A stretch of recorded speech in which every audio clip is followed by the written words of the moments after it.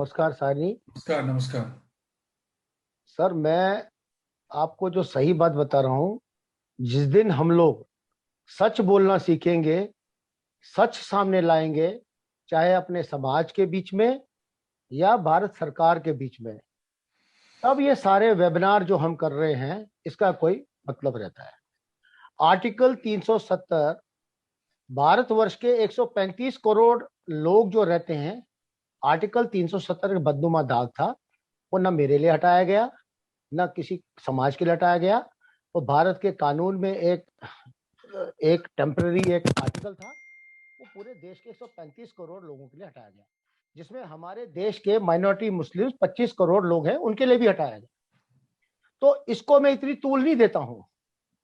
हैरानी तो मुझे तब होती है जब हम इसको इतना तूल देते हैं कि आर्टिकल 370 से शायद कश्मीरी पंडित का वजूद ही चेंज हो गया। मैं कश्मीर वापस भी चला गया, मेरे लिए नौकरियां भी वहां खड़ी हो गई। ये सब गलत फहमियां बंद करनी चाहिए हमें। और मैं तो बड़ा हैरान हूं। उत्पल जी हमारे बड़े मेरे मित्र हैं, मेरे बड़े भाई हैं, मैं बड़ा मान करता हूं उनको। वो भारतीय जनता पार्टी और संघ के साथ जुड़े हुए हैं। हमारे यहाँ पे 200 से 250 लोग कश्मीरी पंडित किसी न किसी पद पे भारतीय जनता पार्टी के साथ जुड़े हुए हैं। वो उनमें से आधे लोग, यहाँ पे भी कई लोगों ने बोला, जिसमें उत्पल जी ने भी बोला कि वन प्लेस सेटलमेंट। ये झूठ बोलने की क्या आवश्यकता है साहब?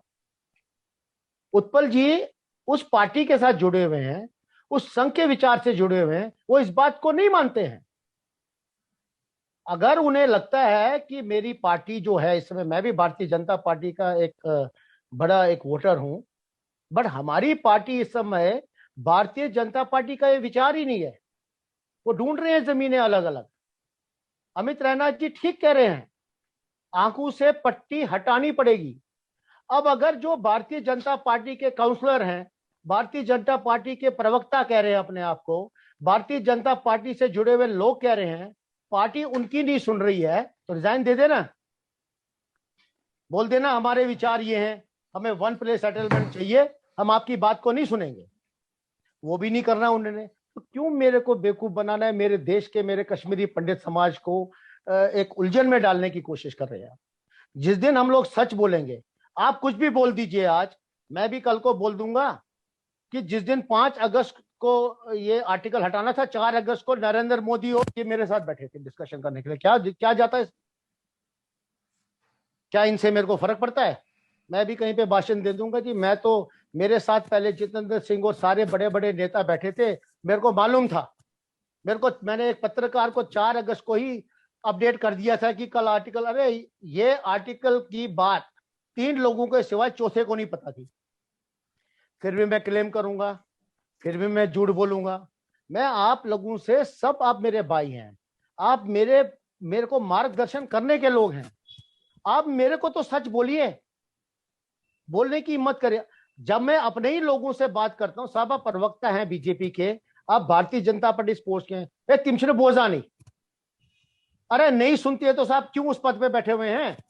आप तो कम से कम मेरे को सच बोलने की हिम्मत रखिए कि भारतीय जनता पार्टी या करंट सरकार, मैं भारतीय जनता पार्टी या कांग्रेस के खिलाफ नहीं हूं, बट लोगों को तो हमें बेवकूफ मत बनाइए। ये कह के उन्होंने, भारत की सरकार का एजेंडा बिल्कुल क्लियर हमारे सामने है। वन प्लेस सेटलमेंट वो नहीं करना चाहते हैं। वो अलग अलग जगह पे, अलग अलग डिस्ट्रिक्ट में कश्मीरी पंडित को बसाने के बारे में बात कर रहे हैं। तो मानिए ना उसको। अगर वो नहीं मानती है तो आप क्यों उस पद पे बैठे हुए हैं? आप कौन से स्पोक्समैन हो? कश्मीरी पंडितों के स्पोक्समैन हो या भारतीय जनता पार्टी के स्पोक्सपर्सन हो? आप बोलिए ना, मैं कश्मीरी पंडित समाज का स्पोक्सपर्सन नहीं हूं। मेरा दर्द पहले देश के लिए मैं बिल्कुल मानता हूं। आप अननेसेसरी मीनाक्षी लेखी को बोलेंगे उसने क्या बोला। मीनाक्षी लेखी के जैसा वर्ड कई लोगों अभी तक बोलते आए सर। सच बोलने के लिए मैं उस बाप का बेटा हूं जिसने हमेशा सच्चाई के लिए लड़ा है। हेड्स ऑफ अमित राणा जो कह रहा है गंदार के प्रति, क्यों? मुझे बताइए आप भारतीय जनता पार्टी से जुड़ के मेरे को उत्पल जी बोलेंगे क्या? मैं उत्पल जी की बात का झूठा स्टेटमेंट क्यों मानूं? मुझसे कह रहे नहीं मैं one place settlement. He is a BJP man, he is RSS man, I appreciate that, he should be there. और पार्टी का और आरएसएस का आज की तारीख में एजेंडा यह है वन प्लेस सेटलमेंट नहीं करनी है। फिर आप मेरे को इस वेबिनार में आके मिसगाइड क्यों कर रहे हो साहब? मैं माफी चाहता हूं अगर मेरे वर्ड्स कुछ सख्त निकले हैं आज। मैं इससे ज्यादा नहीं बोलना चाहता हूं। उम्मीद कर सकता हूं कि आने वाले समय में मेरे को सच बोला जाए कि भैया पार्टी नहीं मानती है, इसलिए मैं कश्मीरी पंडितों का काम नहीं कर सकता हूं, बट मैं पार्टी में हूं। रहिए, आप कल मंत्री बनिए, ये बनिए, बट वहां पे स्टैंड लीजिए जहां पे आप रहे हैं। कहीं ऐसा ना हो कि जिस पार्टी के स्टैंड को भी आप आगे नहीं चलाना चाहते हो और मेरे को भी बेवकूफ बनाओगे, ऐसा नहीं चलेगा साहब। बहुत बहुत धन्यवाद। बहुत बहुत धन्यवाद आशुतोष जी, बहुत बहुत धन्यवाद।